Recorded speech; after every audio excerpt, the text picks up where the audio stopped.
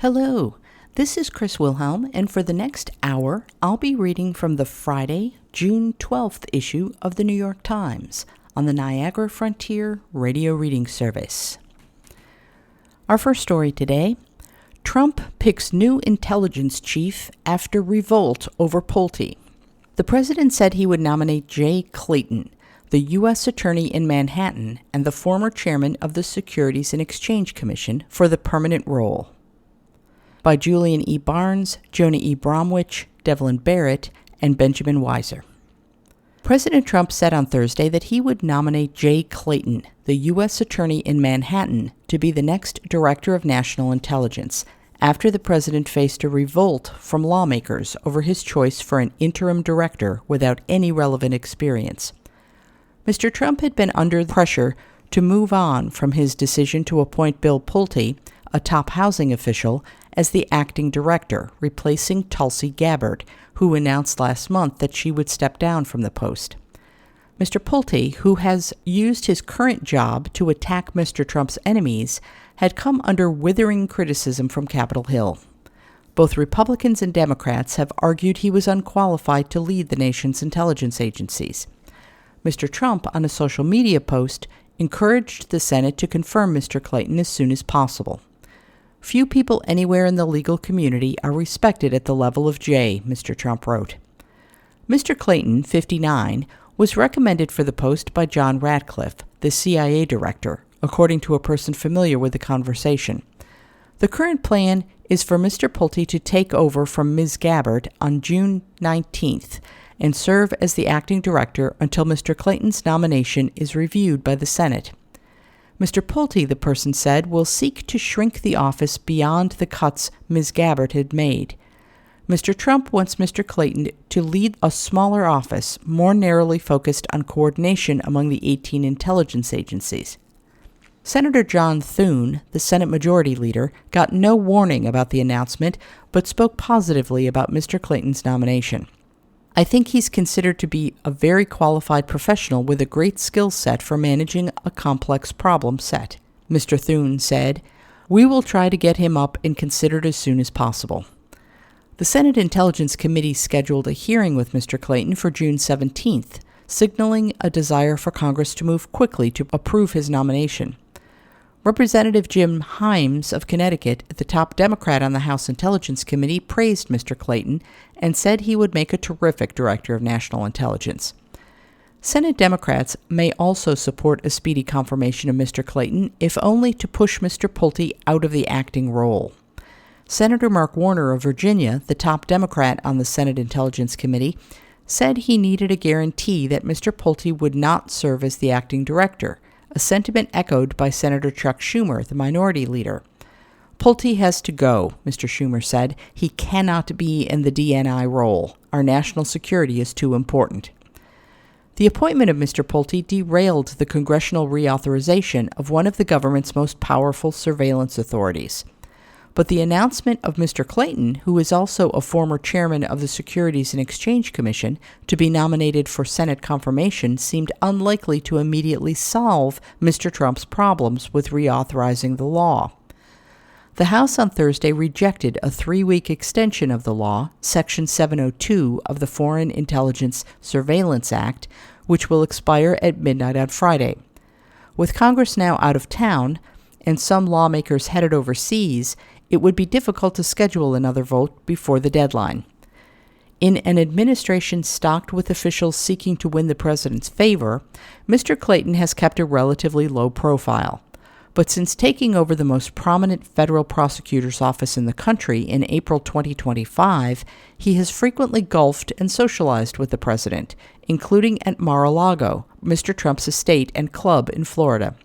Mr. Clayton arrived at the Manhattan U.S. Attorney's Office at an unusual time for the proud institution, once nicknamed the Sovereign District in a nod to its independence from Justice Department headquarters in Washington. That independence was compromised almost immediately after Mr. Trump returned to the White House. He put Mr. Clayton in charge of the office months after his top Justice Department officials instructed its prosecutors to abandon a corruption case against the mayor of New York City, Eric Adams. That directive led to the resignations of a number of leading prosecutors, including the office's interim U.S. Attorney, Danielle R. Sassoon. Mr. Clayton had long expressed an ambition to lead the office, and some veteran prosecutors had hoped he would stabilize it. But instead, he has often been absent, and office alumni have been struck by his willingness to speak out publicly in support of the president. As U.S. Attorney, Mr. Clayton oversaw much of the document review related to convicted sex offender Jeffrey Epstein. His prosecutors also brought a case against Nicolas Maduro, then the president of Venezuela, who was captured by American military forces in January. The office has brought several other prominent prosecutions. Last month, it charged the commander of an Iranian-backed militia with plotting to attack Jewish sites in the United States, including a synagogue in New York City. Mr. Clayton came under particular criticism in the legal community, including by Southern District alumni, after he refrained from commenting publicly when the Trump administration fired one of the senior prosecutors in his office, Maureen Comey, the daughter of James B. Comey, the former FBI director. But more recently, he did speak out to buttress Mr. Trump's concerns about voter fraud. This week, he appeared on CNBC's Squawk Box and raised concerns about the recent elections in California, after Mr. Trump suggested there had been fraud in the vote. Mr. Clayton told CNBC that the country was doing an absolutely terrible job on issues of election integrity, and the American people are right to question it. He also questioned California voting laws, including the lack of voter identification. "I'm not saying that there is fraud," Mr. Clayton said. "I am saying that the opportunity for fraud makes no sense to me when we can make a much better system." During her time as Director of National Intelligence, Ms. Gabbard won praise from Mr. Trump for her work on elections. She joined an FBI raid on voting records in Georgia. Still, Ms. Gabbard did much to dismantle the Foreign Malign Influence Center, which had been built up in the Biden administration to warn the public about election threats. Mr. Clayton will remain as the U.S. Attorney until he is confirmed for the Director of National Intelligence post, his spokesman Nicholas Biasi said late Thursday.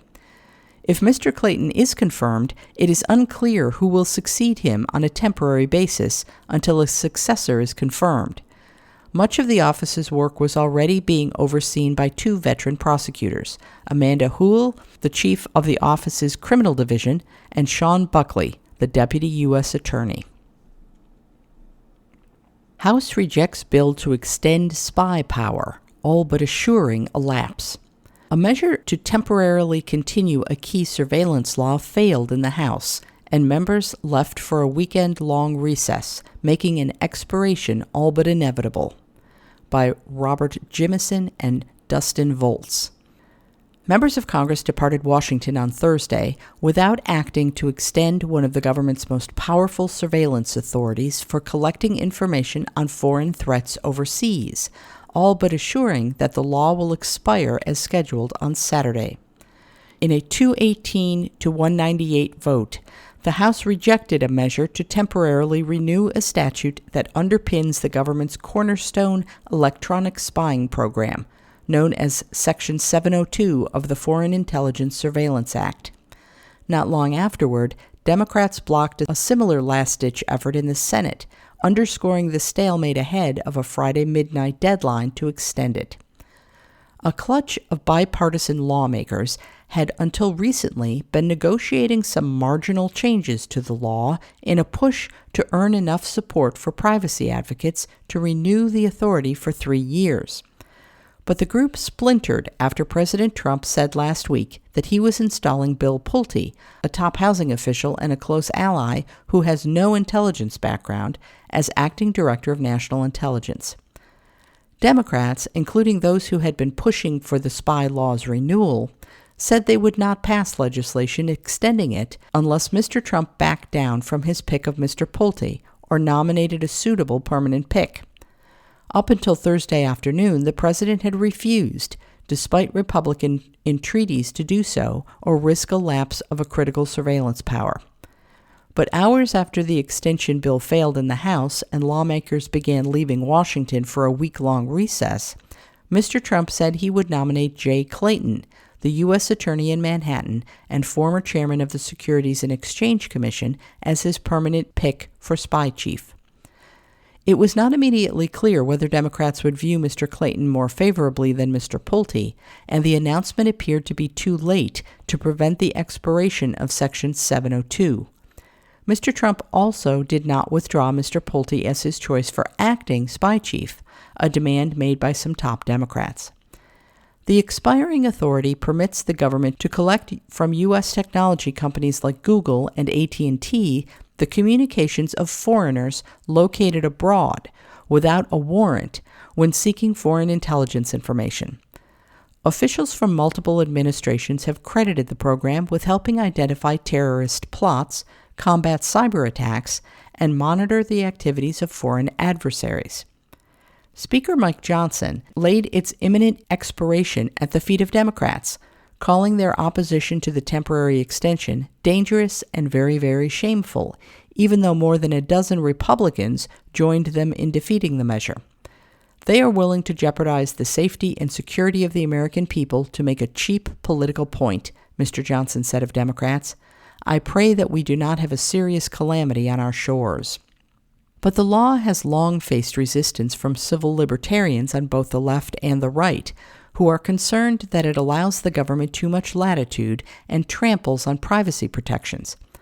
Lawmakers in both parties have pushed for years, mostly without success, for stronger restrictions on how the FBI treats Americans' communications that are incidentally swept up in foreign intelligence collection.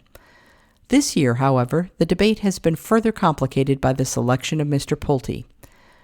Democrats have argued that Mr. Pulte, who has used his perch as director of the Federal Housing Finance Agency to carry out a campaign of retribution on behalf of the president, would weaponize the nation's intelligence apparatus to do Mr. Trump's bidding. The president, who has long desired a spy chief who would comply with his desire to punish his perceived enemies, has already urged Mr. Pulte to conduct mass firings of employees at the Office of the Director of National Intelligence. The current spy chief, Tulsi Gabbard, has overseen significant downsizing at the agency. On Thursday, Senator Mark Warner of Virginia, the top Democrat on the Intelligence Committee, said that Mr. Trump's naming of Mr. Pulte had blown up a potential bipartisan compromise to reauthorize the law that had been on a glide path. There have been a half a dozen exit ramps for the White House on this problem, he told reporters. They have chosen not to take them. In the House, Representative Hakeem Jeffries of New York, the minority leader, urged Democrats to oppose the temporary extension, saying it lacked necessary changes to the surveillance programs and expressing frustration over Mr. Pulte's appointment. There is a path to reauthorizing FISA, but it will require enacting meaningful reforms, Mr. Jeffries said before the vote in a statement issued with other Democratic leaders. We oppose this bill to kick the can further down the road. 19 Republicans and all but 7 Democrats voted against the stopgap measure. Hours later, Senate Democrats objected to bids by both Senator Tom Cotton, Republican of Arkansas and the chairman of the Intelligence Committee, and Senator John Thune of South Dakota, the majority leader, to win quick approval of temporary extensions. The Senate is scheduled to return on Monday, while the House is planning to return on June 23rd. Should the Section 702 statute sunset, a built-in safety mechanism would most likely enable it to continue operating. The surveillance court that oversees FISA issued new annual certifications for the program in March, meaning the National Security Agency could continue to operate it until next spring, though such a scenario would invite legal challenges from the companies that the law requires to share communications data with the government. You are listening to a reading of articles and features from the New York Times on the Niagara Frontier Radio Reading Service. Women who fled Iran are to be deported to Central African Republic, lawyers say. The women are among nearly 24 people slated to be sent to a country where the U.S. government has advised do not travel for any reason. By Megan Rajagopalan and Hamid Aliaziz.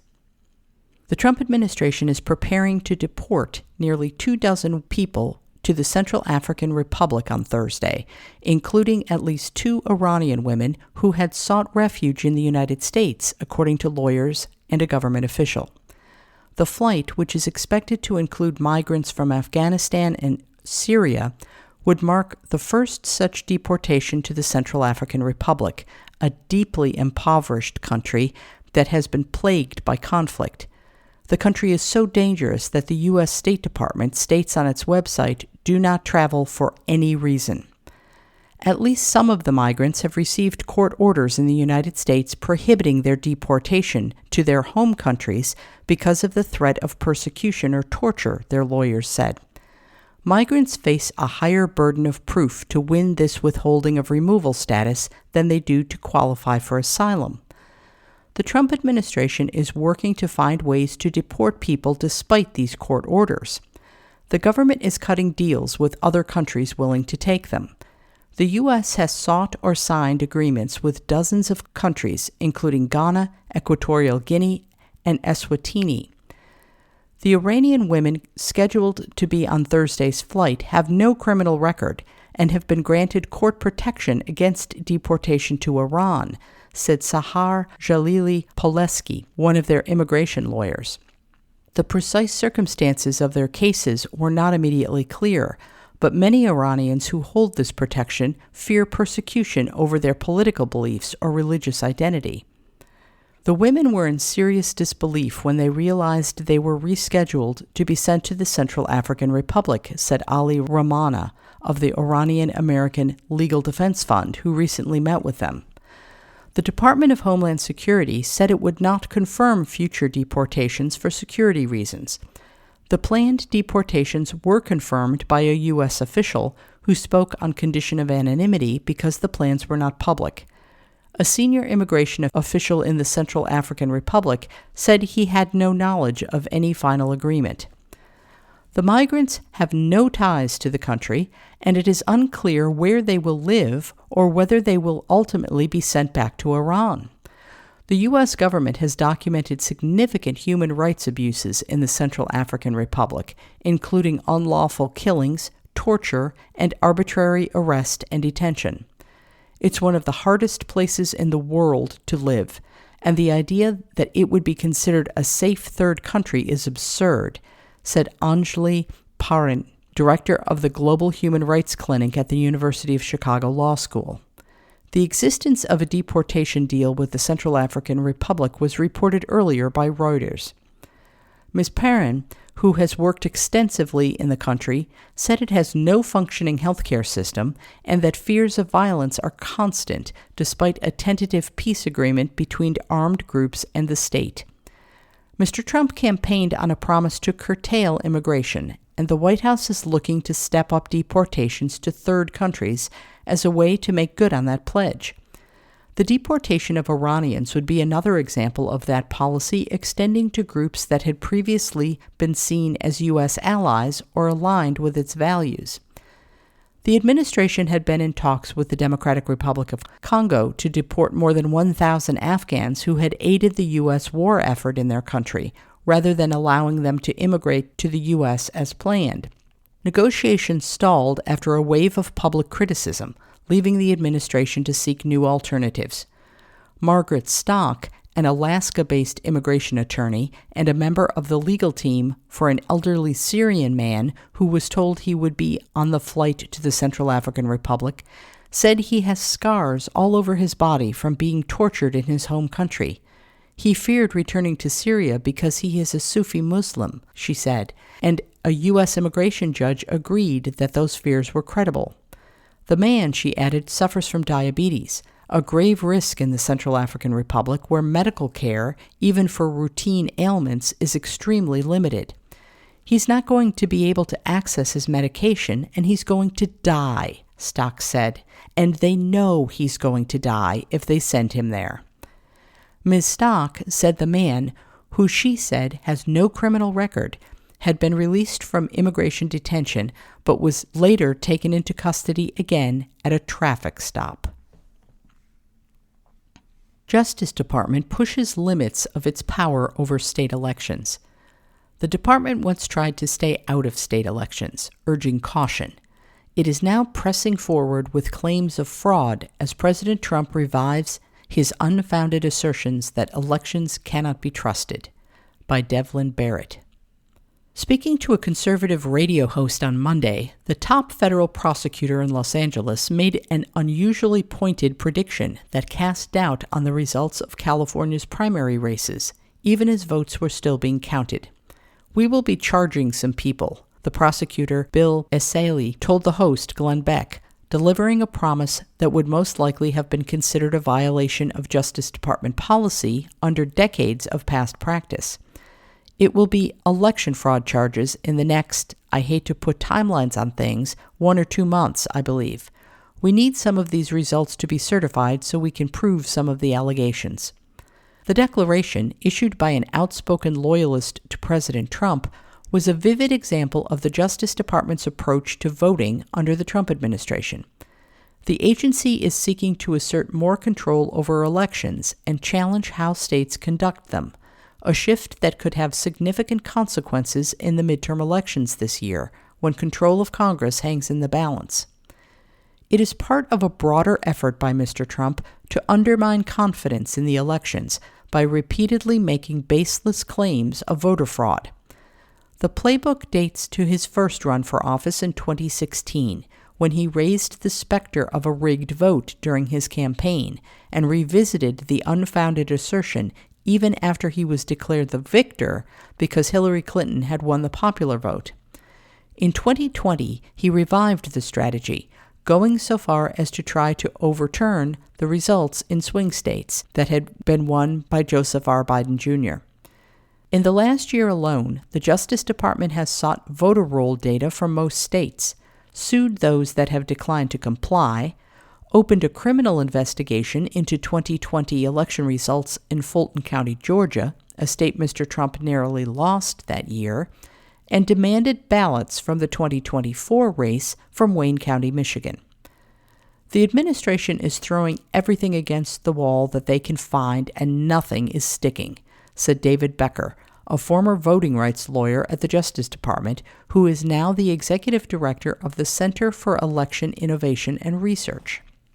Almost all of their work is going back over conspiracy theorists' allegations that were debunked 5 years ago, he added.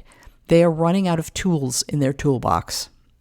California appears to be an early testing ground, as Mr. Trump and his allies stoke doubt about election outcomes they do not like, despite a lack of evidence of widespread fraud. According to Justice Department regulations, officials should not engage in overt criminal investigative measures in matters involving alleged ballot fraud unless the election in question has been concluded, its results certified, and all recounts and election contests concluded. The same section declares that the Justice Department should generally avoid interfering or appearing to interfere with election administration, tabulation, validation, or certification. Asked about Mr. Essayli's remarks, a Justice Department spokeswoman, Natalie Baldesarre, said that election integrity was a top administration priority and insisted that the department had legal authority to enforce election law, including by requesting state voter rolls. Investigations in California, she added, were in line with this authority and will continue despite the state's unwillingness to comply and reassure voters that their elections are in fact free, fair, and transparent, a spokesman for Mr. Essayli declined to comment. The administration has already effectively dismantled its public integrity section in Washington, which had for years included round-the-clock legal advisors in the week leading up to a general election. Its lawyers consulted with federal prosecutors and agents across the country about instances of possible election-related crimes, like ballot tampering or threats against candidates. Those lawyers tended to act as important checks on overly aggressive investigations that could be seen by the public as trying to affect the outcome of races. Most often, the public integrity lawyers would advise investigators to proceed cautiously and quietly rather than give more attention or importance to rumors or false accusations. But under Mr. Trump, that institutional check has disappeared, with local U.S. attorneys encouraged to more aggressively investigate, prosecute, and discuss their work on election fraud. Mr. Essayli has not only loudly announced his investigations, but he has also dispatched a prosecutor to the offices where ballots were being counted, and he has appealed for anyone with evidence of voter fraud to come forward, saying what we need right now are witnesses. Since taking over as the top prosecutor in Los Angeles, Mr. Essayli, a former state assemblyman, has proved willing to carry out Mr. Trump's agenda. He has dropped cases against the president's allies, aggressively pursued charges against protesters rallying against the administration's immigration crackdown only to face a string of losses, and investigated California over its policies toward transgender athletes.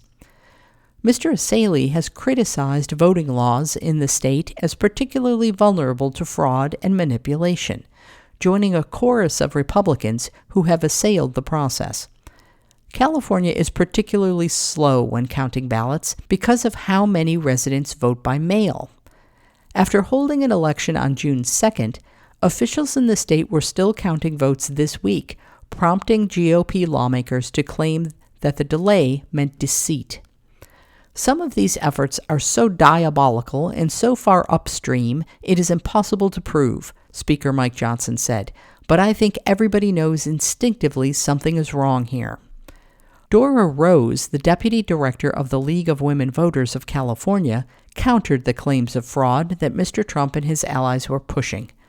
They don't have the facts, so they're manufacturing fear, and they're manufacturing chaos, Ms. Rose said. A slow count is not a sign that something is wrong. In fact, it's a sign that things are going the right way. States, not the federal government, do the bulk of the work involving elections, and election law experts said that the administration's efforts to portray California's voting as crooked were wrong and unfair because the amount of voter fraud discovered by the authorities is exceedingly rare. On social media, Mr. Essayli has tied his criminal investigations to a wide-ranging effort by the Trump administration to sue more than 25 states over their voter rolls, which includes the personal data of millions of Americans. California, he said, has stonewalled every effort to verify that only eligible U.S. citizens are registered to vote. He warned that his office would not look the other way. We will investigate and prosecute, he added. Every legal vote deserves to be counted. Every illegal vote cancels one out. In recent weeks, Justice Department leaders have ramped up their rhetoric about elections, particularly regarding Mr. Trump's loss in 2020.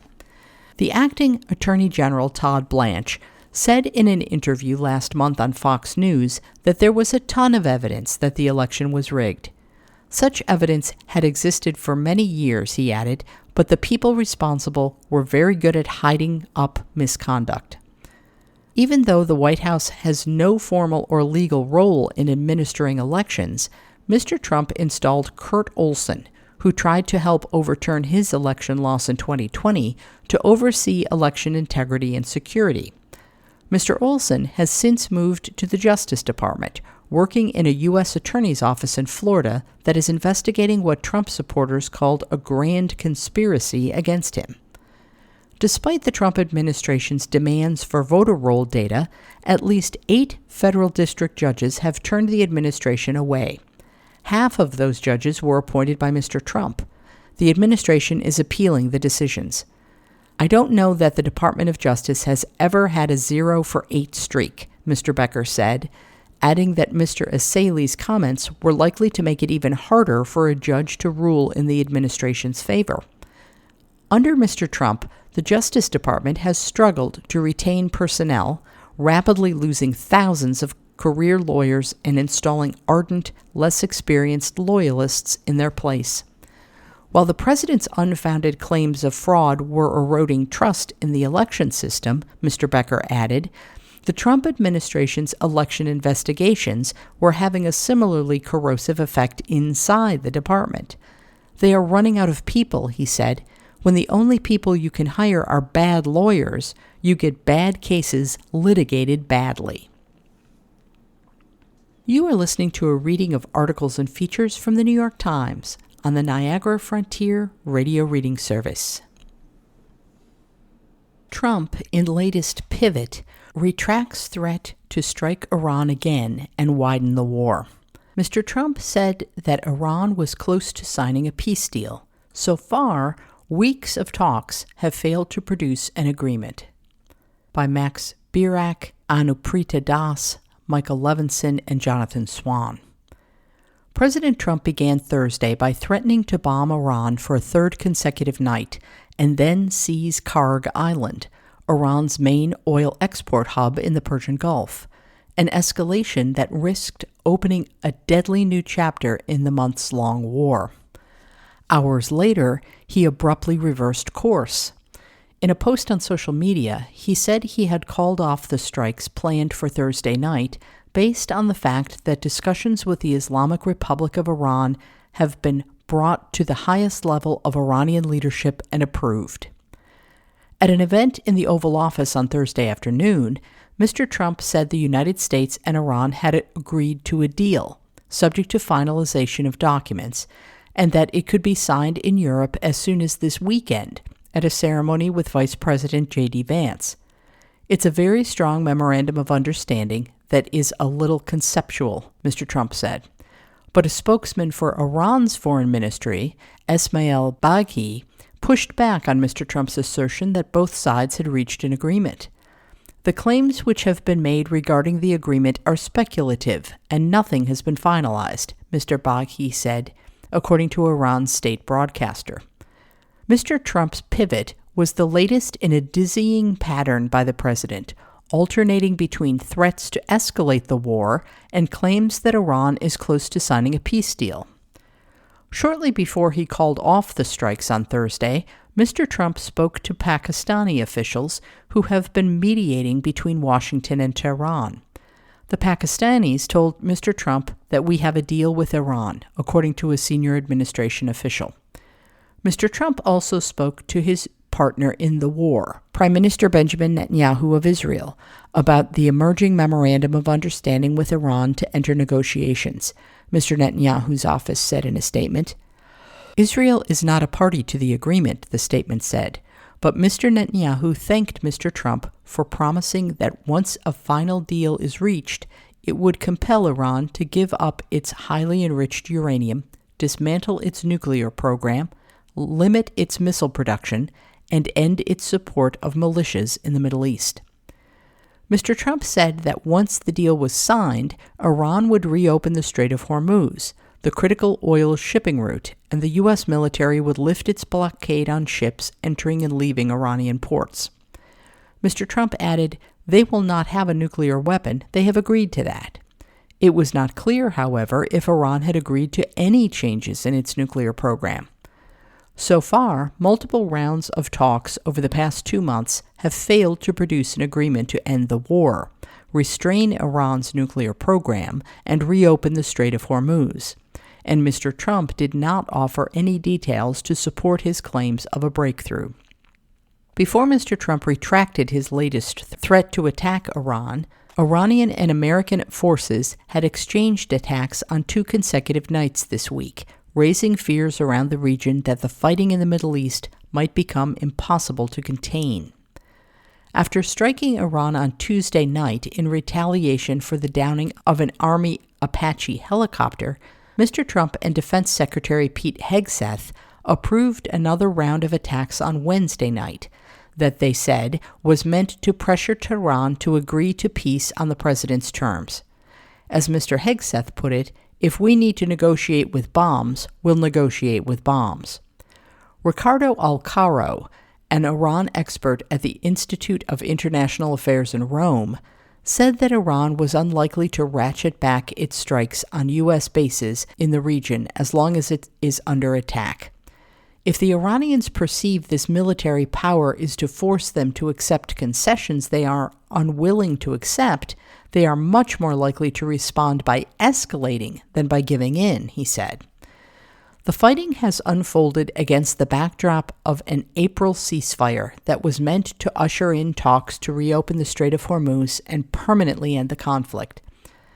But Iran's foreign ministry said on Thursday that the U.S. strikes this week had rendered that ceasefire, which had already failed to stop repeated attacks by both sides, meaningless.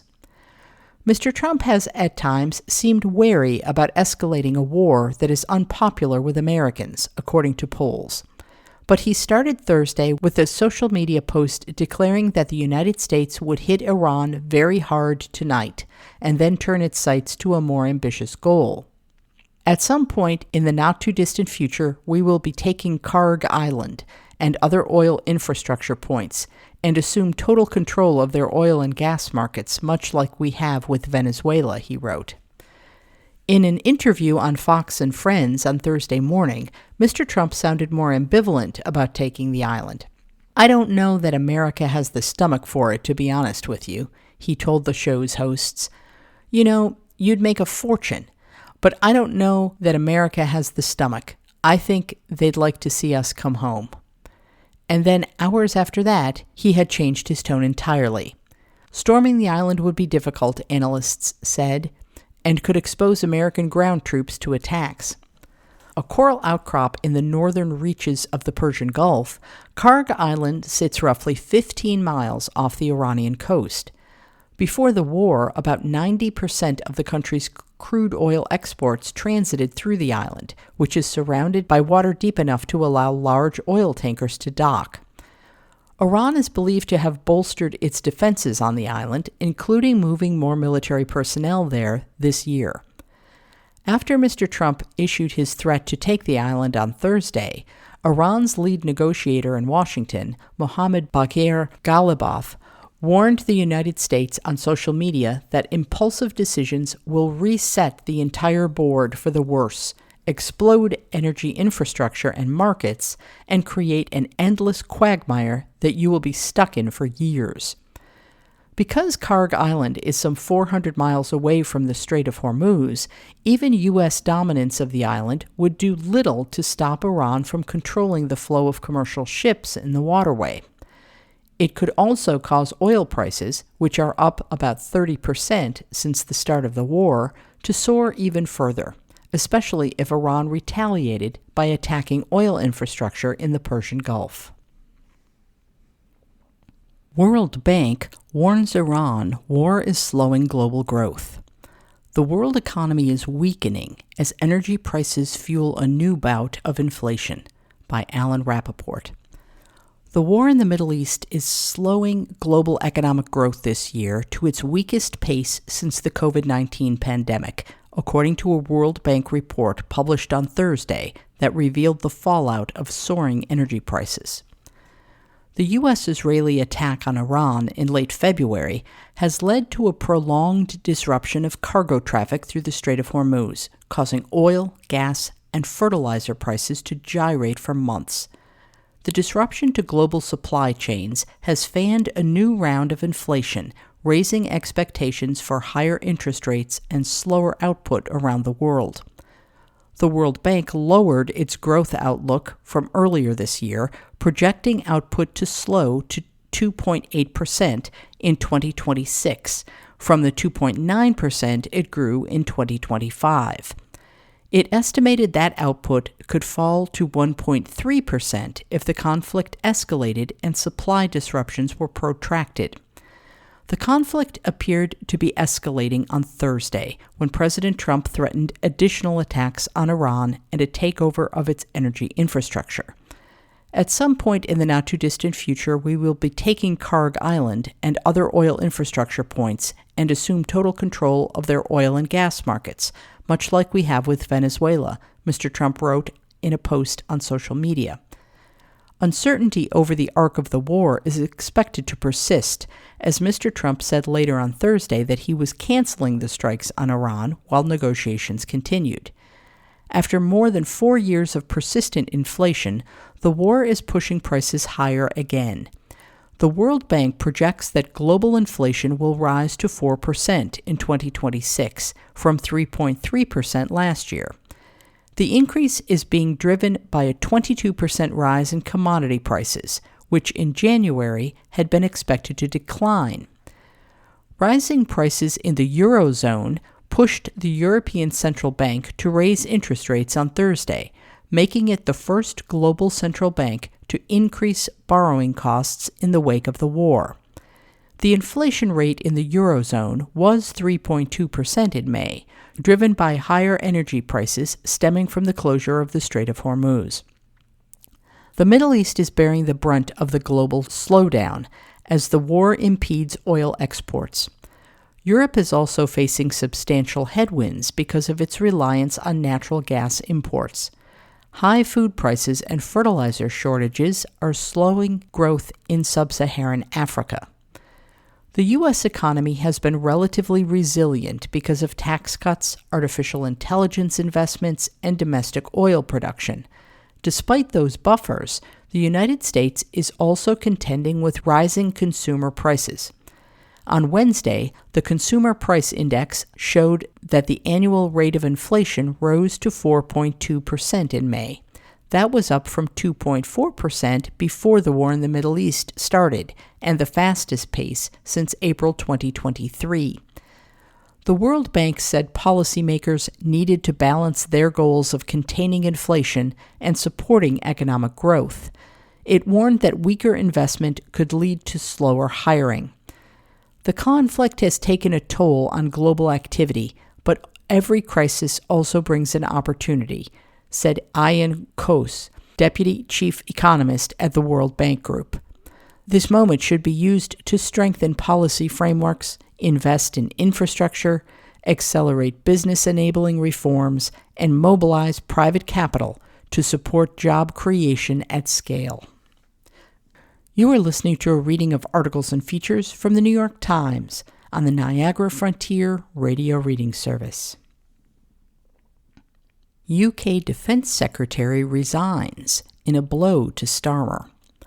John Healey unexpectedly announced that he was stepping down, saying Prime Minister Keir Starmer was failing to invest enough money in the British military. By Michael D. Shear. John Healey, Britain's Defence Secretary, resigned on Thursday, accusing Prime Minister Keir Starmer of failing to invest enough money in its military and leaving the country well short of what it needed to protect itself in a dangerous world. Mr. Healey, who has been one of the Prime Minister's staunch allies, said he was informed on Monday that Mr. Starmer intended to announce a plan that would not increase military funding as much as Mr. Healey believes is necessary. I am being forced to make decisions that would reduce the readiness of our forces and increase the risk to personnel on operations and could make the country less safe, Mr. Healey wrote in a letter to the Prime Minister that he posted on social media. The unexpected resignation is a significant blow to Mr. Starmer, who is likely to face a challenge to his leadership of the Labour Party later this summer. Mr. Healey's clear lack of confidence in the Prime Minister bolsters the case of his critics, who insist the party needs a change at the top. Mr. Healey said that Mr. Starmer's defense investment plan would increase military spending to 2.68% of gross domestic product by 2030, short of the 3% that Mr. Healey and Mr. Starmer had discussed in the past. After explaining to you that I would not be able to accept a DIP settlement that does not give our forces the resources they need, Mr. Healey wrote, I am now left with no other option than to submit my resignation as your defense secretary. Mr. Starmer's office released a letter from the Prime Minister to Mr. Healey Thursday evening. In it, Mr. Starmer defended his investments in the country's military and said the choices he makes to pay for it will be sustainable and fair. They will mean significant reallocations of funding from across government departments and the right choices to protect our nation, Mr. Starmer wrote to Mr. Healey. Strong public finances are part of what keeps us safe. Irresponsible borrowing only puts that at risk. Questions about how much Britain plans to invest in the military have swirled through the government for months, as Mr. Starmer delayed releasing a long-term defense plan. A year ago, Mr. Starmer's government published a strategic defense review, which called for a significant improvement to military readiness, including the addition of British-built long-range weapons, the creation of a cyber command, and the development of drones and new ways to protect undersea cables. In a speech at a British defense company last week, the Prime Minister warned of the dangers that Britain and Europe face. It is our intelligence assessment and the assessment of other countries in NATO that there could be an attack by Russia on NATO as soon as 2030, he said. Mr. Healey took note of those comments in his resignation letter, saying they were evidence that you know what defense needs. There has also been immense pressure from President Trump, who has repeatedly accused Britain and European nations of failing to spend enough on defense. Mr. Trump has mocked the British Navy as being too old, with aircraft carriers that didn't work.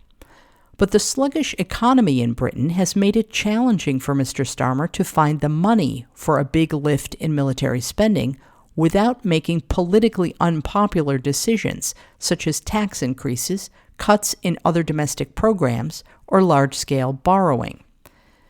Each of those options comes with steep downsides. Tax increases would be highly contentious in a country where levies on the population are already relatively high.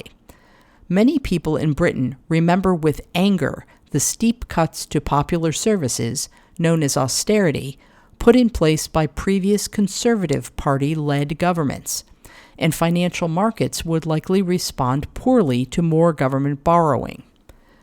Mr. Starmer has come under pressure from the left flank of his party to invest more in the National Health Service, infrastructure, transport, and other domestic programs that suffered years of capital underinvestment before Labour took power. That has been part of the argument made by Andy Burnham, the mayor of Greater Manchester, who is running for a seat in Parliament so he can try to replace Mr. Starmer as Prime Minister. In his letter to Mr. Healey, the Prime Minister said he had already increased the defense budget after it was hollowed out by previous Conservative Party governments. He promised to go further in the plan he will release soon, but did not offer details in the letter. It will make the big strategic investments we need for the long term and give the certainty which private finance needs to invest, he wrote. It will allow our armed forces to transform and modernize and back them with tools they need to change the way we fight and to deter our enemies.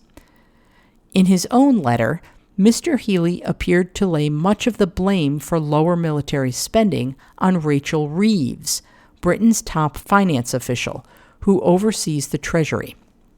He told Mr. Starmer that he had initially been hopeful that there was agreement on the need to boost the country's military. Since then, you have been unable, and the Treasury has been unwilling, to commit the resources that the nation needs to defend the country at this time of rising threats, he wrote. Ms. Reeves said this week that tax increases would be better than borrowing to pay for defense. Aides to Mr. Starmer have declined to say whether he agreed with her. Government officials refused to say, as recently as Wednesday afternoon, what Mr. Starmer has decided to do.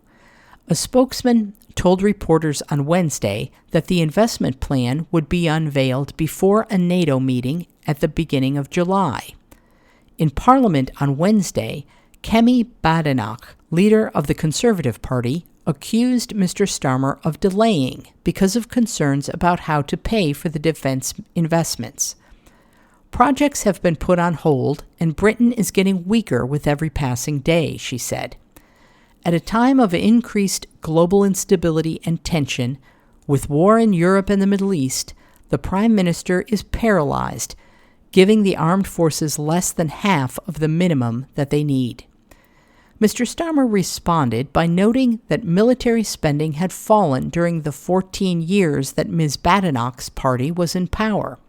He noted that his government had already agreed to increase it to 2.6% from 2.3% by 2027. We have carried out a strategic review of defense, and we are committed to publishing the Defense Investment Plan before the NATO summit, he said.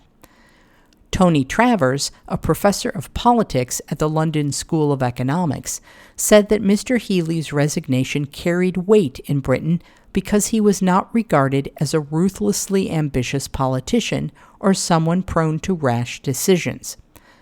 A lifelong Labour politician, Mr. Healey has served in Parliament for decades, serving every Labour Prime Minister since Tony Blair, starting in 2001. He's a sort of rational moderate, almost the ultimate exemplar of a rational politician, Mr. Travers said. He's definitely not somebody who is prone to sudden and unexpected career moves, and so this suggests he was very, very disgruntled. AI chatbot helps a $100 thrift store painting sell for over $250,000. When his son got curious about the origins of a painting his mother bought at a second-hand shop decades ago, Google Gemini had some intriguing thoughts. By Malia Mendez. 60 years ago, Helena Plotkin was perusing a thrift store in White Plains, New York, when a painting, nestled among several others, caught her eye. Plotkin, who has an undergraduate degree in art, found herself mesmerized by the artwork's bursts of color and its bold brushwork, which evoked the Fauvist style she loved. In the painting, a woman dressed in black sits in a domestic setting dashed with bright blue and orange hues. Plotkin remembers paying less than $100 for it.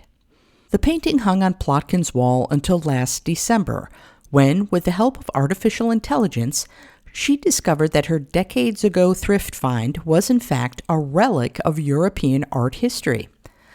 Later verified by art appraisers as an original work by the acclaimed Scottish colorist F.C.B. Cadell, Plotkin's painting sold to a private buyer at auction this month for £189,200 with fees, or roughly $254,000. Stories of family heirlooms that turn out to be worth fortunes have long been fodder for television shows like Antiques Roadshow and Pawn Stars. Yet Plotkin's path to profit suggests that AI may be able to provide the rank and file with a kind of object identification services historically limited to the expertly trained human eye. Plotkin, 88, had long sensed a regal feeling in Cadell's portrait, imagining its subject as, say, a politician's wife. The woman has always reminded Plotkin of Eleanor Roosevelt. But she never suspected that she owned a masterpiece worth hundreds of thousands of dollars. I never thought about it at all, Plotkin said in a recent telephone interview, other than I loved the painting. Plotkin's son Barry, 60, recalled that throughout the years, even as his mother occasionally speculated about the artwork's origins, her curiosity never went beyond passing remarks, nor did he feel the painting warranted an investigation. It would have been a hassle to transport it to an auction house just to be turned away. Then, a few months ago, a thought struck Barry during a visit to his mother's home in Florida. Why not try Gemini, Google's AI assistant? He snapped a photo, uploaded it, and asked the chatbot what it could tell him about the painting. It was amazing how much information came out of that, he said.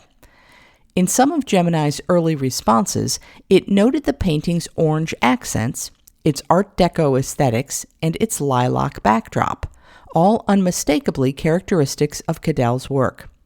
It also cited the painter's affiliation with the Scottish colorists, a group of 4 artists, Cadell, John Duncan Ferguson, George Leslie Hunter, and Samuel John Peploe, who infused modern British art with Fauvist and French Impressionist flavors. Your mother didn't just find a Cadell, Gemini wrote. She found a large-scale 1920s studio portrait of his primary muse, painted in his most famous Edinburgh studio. On top of delivering that great news, Gemini directed Barry to consult the back of the painting. Here, he and his mother found an auction marking, a canvas stamp, and a processing date. Gemini recommended next steps for verification, including contacting an auction house and a professional art appraiser. The AI assistant suggested the specialists Nick Curnow and Alice Strang at Lyon & Turnbull in Edinburgh. As the story unraveled, we just got more and more excited, Strang said in an interview, because this is the stuff of auctioneers' dreams. Strang and Curnow confirmed much of what AI had maintained, with a key exception. Gemini had identified Cadell's subject as Bethia Hamilton Don Wauchop, a frequent model of Cadell's whose name is inscribed on the back of the work, but Lyon & Turnbull pinpointed the model as May Easter, another of the painter's models. The turban that Easter wears in Plotkin's painting she also wears in Cadell's Pink and Gold. Both paintings were most likely made in the mid-1920s, Strang said. Additional research and technical analysis, including inspection under 3 kinds of light, further confirmed Gemini's findings. Cadell was an absolute master of the paintbrush, Strang said, adding, "He says I am Cadell over and over in these paintings." Strang said she could not explain how Cadell's painting wound up in suburban New York in 1966, mere months after Christie's in London had sold it for £21, or some $600 today. Mirroring Cadell's naming style, she and Curnow titled the painting Interior, The Lady in Black. Strang could have attributed the painting to Cadell on her own, she said, though she acknowledged that without AI's assistance, Plotkin's son might never have come to the firm. As for the hefty payout, Plotkin, who has taught art and been known to give away her own paintings, said she planned to let her sons have it. "I don't want any," she said, "it's theirs." Her one hope is that the artwork's buyer might occasionally display it publicly. She imagined her grandchildren might come across it and say, "Oh, look, there's Nana's painting." You've been listening to a reading of articles and features from the Friday, June 12th issue of the New York Times. Your reader has been Chris Wilhelm. Thank you for listening.